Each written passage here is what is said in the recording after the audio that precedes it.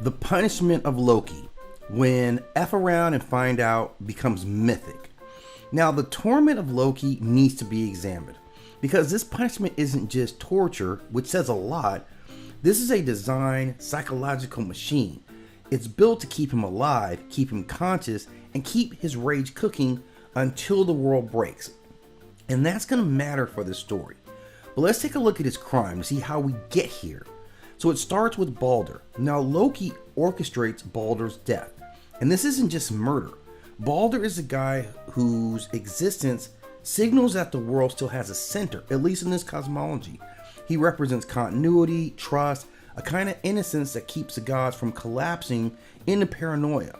So when Baldr dies, it's not just grief, it's damage to the entire moral structure of Asgard.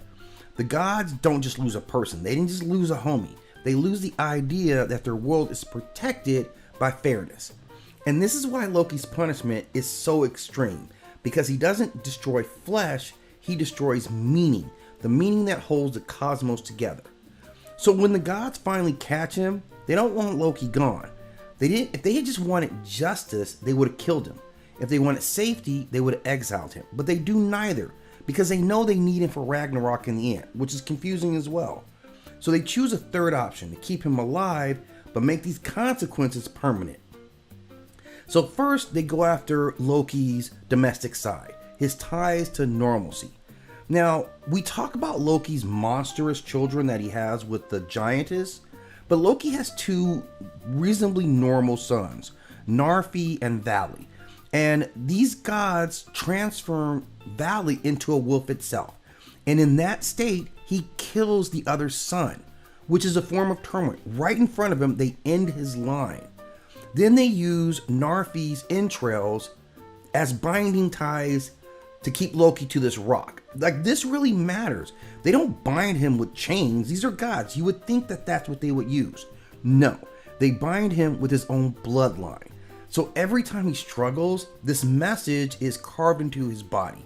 Your legacy is the thing that holds you down. You're bathed in your son's entrails, knowing that your other son had killed him. So there's no grief, clean grief here. There's no burial. There's no closure. His child literally becomes the implement of his own torture. His fatherhood mentally becomes a cage. And then they come with this serpent. They place a serpent venom above him. This is a terrible mechanism because the venom drips onto his face. It burns him. This isn't just pain, it's conditioning. The brain doesn't just suffer, it starts to reorganize around anticipation of this venom being in your face. You get hypervigilance, you get dread, you get a nervous system that's being trained to wait for its own agony. And then when it hits, Loki convulses so violently that they say it makes Midgard shake like other earthquakes. So this is kind of divine pain that doesn't stay private. It destabilizes reality all around him. And then there's his wife in this scenario, which is Signy. Now, this becomes a vicious element of this torture. Being a dutiful wife, Signy stands there with a bowl, catching the venom. But as the bowl fills, she's forced to leave to empty it. And in that moment, the venom strikes Loki again. So Loki is trapped in this impossible arc. If she stays, he just suffers longer, but the suffering is real and getting worse. If she leaves, then she becomes the reason that the venom returns. So if she ever walks away completely, he might die sooner. And honestly, I'm probably thinking that's what he wants sometimes. And that's why the question hits so hard. It's like, if you love me, why not let me die? But again, this is part of Ragnarök, so she's playing her role. So despite this setup, love becomes a mechanism of prolonged suffering. Not because she's cruel, but the gods built a system where her loyalty functions as a lever on his pain. And the worst part of that is that the venom itself doesn't constantly drip. It comes in cycles. There's relief, then there's agony, then relief, then some more agony, and hope becomes his poison, not the venom. So the other part is death would end his awareness. For him, at that moment it stops.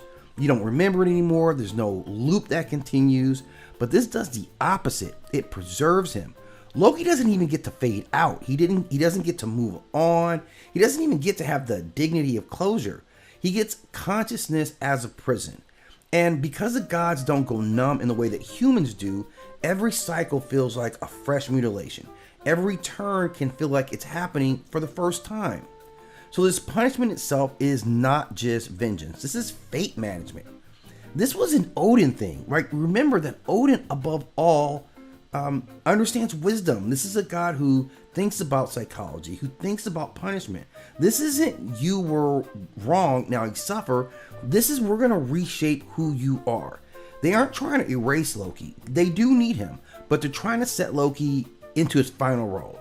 He isn't bound by an hour or a year. He's bound until Ragnarök, until the end of the world. So his punishment lasts as long as the cosmos can hold itself together, which suggests this darker truth. The gods didn't stop Ragnarök with his punishment. They just guaranteed it, literally, because it forces him into the role that he would play in Ragnarök. Now, the thing about Loki throughout all this is Loki evil? I kind of feel that he was.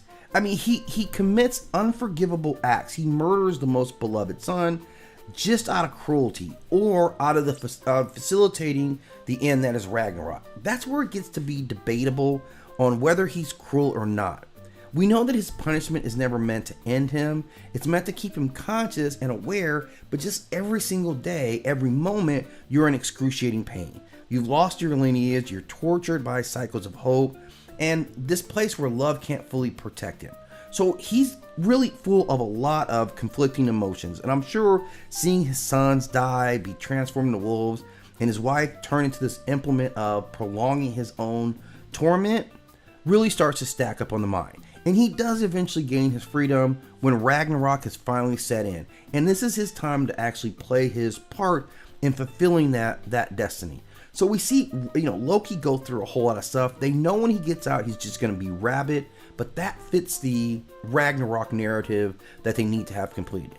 So again, one of the most insidious mythological punishments that we've seen.